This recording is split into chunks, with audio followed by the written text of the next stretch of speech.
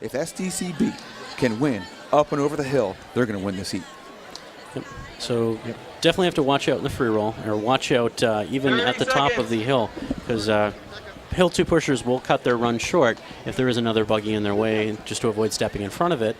Whereas when on a day 1, when you're going to be at the top of the hill a good 3, 4, 5 seconds ahead of your competitor, you can usually get a little further down the hill and give it a big shove. About 10 seconds to the next race. 10, 9, 8, 7, 6, 5, 4, 3, 2, 1, ready, set. Whoa, and it looks like we have a false start as the gun didn't go off. Not sure which team moved first. It looked like it could have been Fringe A. They just got a 1 minute delay. 1 minute.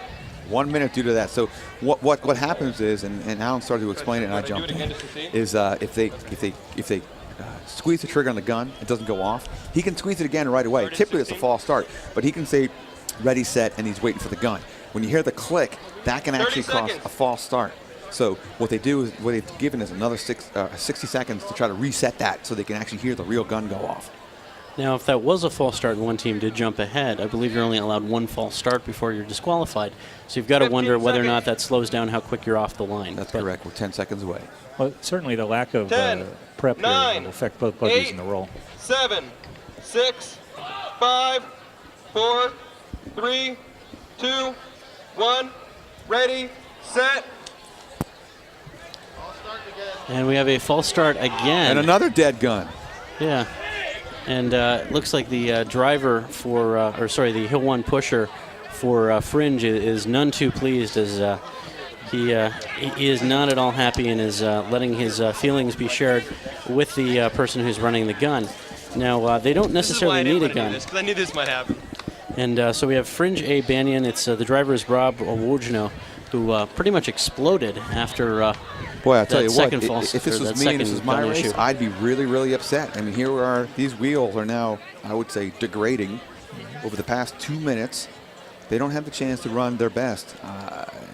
If I was the chairman right now, I'd be in the follow truck freaking out.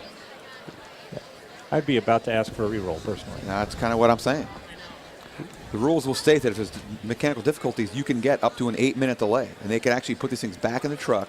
They can do their magic, the voodoo, and then they're super secret.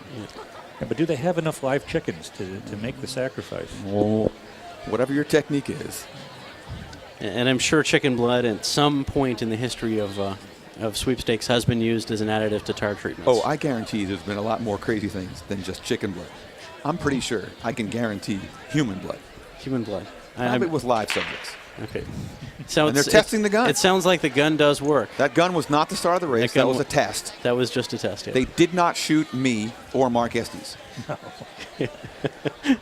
And it looks like SDCB is comfortable just leaving the buggy on the ground. They actually had it back up for a little bit, and they put it back down 10 seconds away. Yeah.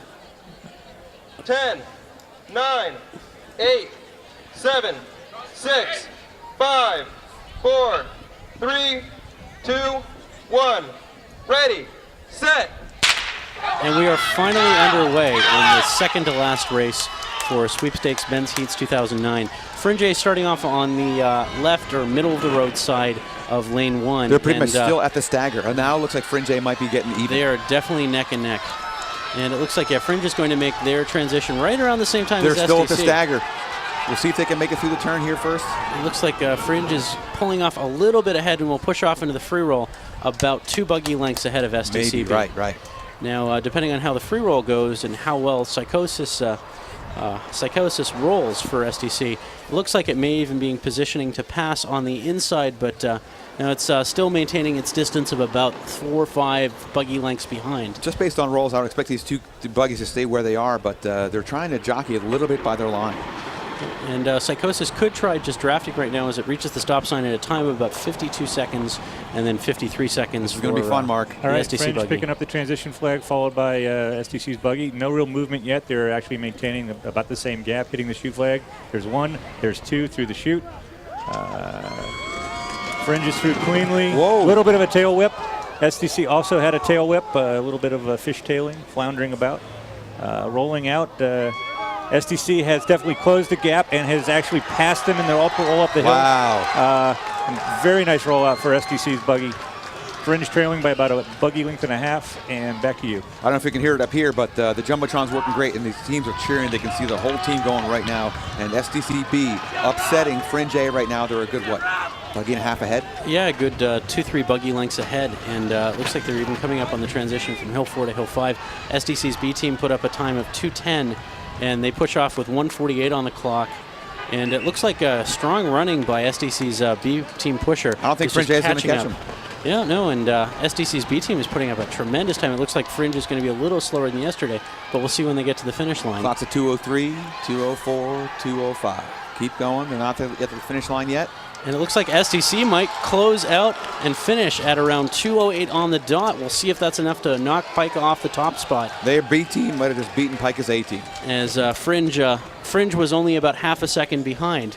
And if Fringe was at 2:09, that would be about a second off of their time yesterday of 2:08.21. But SDC's B team definitely improving on the 2:10.37, potentially knocking 2 seconds off that time. Definitely a sub 2:10 time. And I think they got across right as the clock was showing 2:08. That's what it looked like to me. That is the power of back hills adrenaline right there. It's very impressive.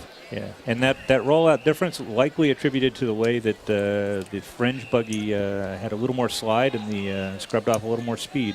And that'll make or break it right there. So I think the best B team time I have is a 2:08.5, but that was a DQ, so I'm not really sure what the official best B team is. But that will be ahead of it. That will be very close. And it looks like they are pulling Pika. Wait. They are taking Pika off the top spot, dropping it down. And so it looks like SDC has a time of 2:07 point something. 2:07 and change on there. So on they the will unofficial AFIO board. They will be supplanting Pika off the top spot on the board. And wow. AFIO definitely has the in with the radio club. So well, we'll see what they put up next to the 2:07. But it's probably 2:07.95, something up there, as it was right turning into 2:08. I'll put the over-under at 2:07.9. Okay. Very impressive if SDC can go 1-2 here. That would be showing truly kind of what a powerhouse they have become. And, you know, that has happened in the past, but not in a long time. And to see the 1-2 would exactly be very, very, it's kind of intimidating. What was the last 1-2? Is that a Pika finish in that order? I'm looking that up right now. It looks like in 06, it looks like Pika was a 2:07.3 with an A team and a B team in second place. So in 06 they did it, but if I look back again, the last time that happened before 06,